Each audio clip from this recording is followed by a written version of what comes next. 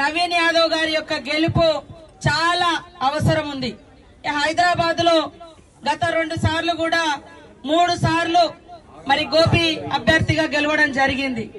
మరి ఇప్పుడు మన అధికారం ఉంది, మన రేవంత్ రెడ్డి గారు, మన ప్రభుత్వం పేదల పక్షపాత ప్రభుత్వం.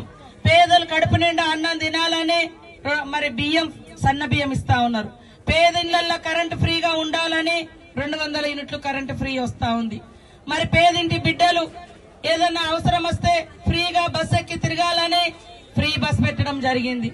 మరి 500కే దేశమంతా 1200, 1300 గ్యాస్ సిలిండర్ దొరికితే 500కే గ్యాస్ ఇవ్వడం జరుగుతుంది. ఈ రోజు రాష్ట్రంలో మన ప్రభుత్వం వచ్చిన తర్వాత దాదాపుగా 4.5 లక్షల మందికి ఇల్లులు ఇచ్చినాం. ఇప్పుడు నవీన్ యాదవ్ గెలుపు జూబ్లీ హిల్స్ లో ఖచ్చితంగా పేదలందరికీ కూడా ఇల్లులు ఇక్కడ హైదరాబాద్ లో ఇప్పుడు ఇవ్వడం జరుగుతుంది. ఇప్పటి వరకు ఊళ్ళల్లో నడుస్తున్నాయి. మొన్ననే జీవో తీసుకొచ్చినాం. ఎందుకంటే పట్టణాలలో కూడా మరి జాగలు లేనటువంటి వాళ్ళు ఉంటారు, ఇల్లు లేనటువంటి వాళ్ళు ఉంటారు.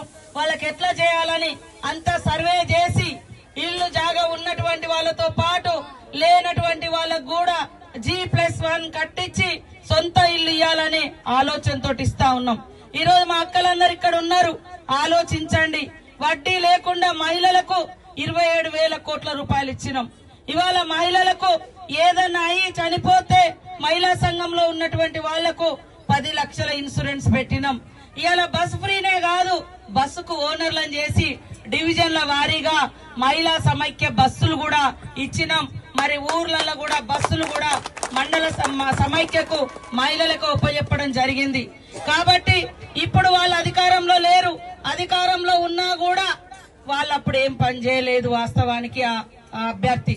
కాబట్టి ఈ రోజు పనిచేసే వ్యక్తి ఇక్కడ మనతోటే ఉన్నాడు.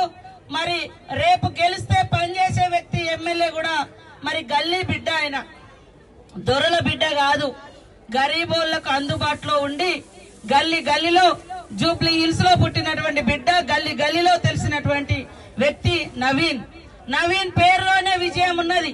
విన్ను నవీన్ అంటే విజయం తోటే ఆయన పేరు ఉంది. మీరు అందరు అర్థం చేసుకోవాలి. మరి ఆ అబ్బాయిని మన అన్న తమ్ముడు రా అంటే వచ్చి పలుకుతాడు, కలుస్తాడు, కలిసిపోయే వ్యక్తి. కాబట్టి ఈ రోజు జూబ్లీ హిల్స్ లో గతంలో 10 ఏళ్ల అధికారంలో ఉన్న ఇల్లులు కట్టియలే. ఇక్కడ ఉన్న ఇల్లులు చాలా వరకు అయితే కాంగ్రెస్ ప్రభుత్వంలో అత్యధికంగా వస్తే ఇక్కడ మరి తెలుగుదేశం ప్రభుత్వంలో కూడా కొన్ని వచ్చినాయి. ప్రభుత్వంలో పేదలను పట్టించుకోలేదు. అందుకనే గల్లీ పాలన, గరీబోళ్ల పాలన, కాంగ్రెస్ పాలన, పేదలకు అనుకూలమైన పాలన, ఫామ్ హౌస్ పాలన, కేసీఆర్ పాలన. మరి ఇవాళ అలాంటి వాళ్ళని మళ్ళీ మనం గెలిపించుకుంటే మీరు ఇంటికి పోయినా వాళ్ళు కనపడరు, దొరకరు. మరి అది గుర్తు పెట్టుకోవాలి. ఇవాళ చేయి గుర్తుకు ఓటేస్తే, హస్తం గుర్తుకు ఓటేస్తే సంక్షేమ పథకాలు వస్తాయి, సన్న బియ్యం ఉన్నాయి. రేషన్ కార్డు కూడా 10 ఏళ్లలో వాళ్ళు ఇవ్వలేదు. ఇవాళ ఇళ్లలో పోతే అడుగుతున్నారు.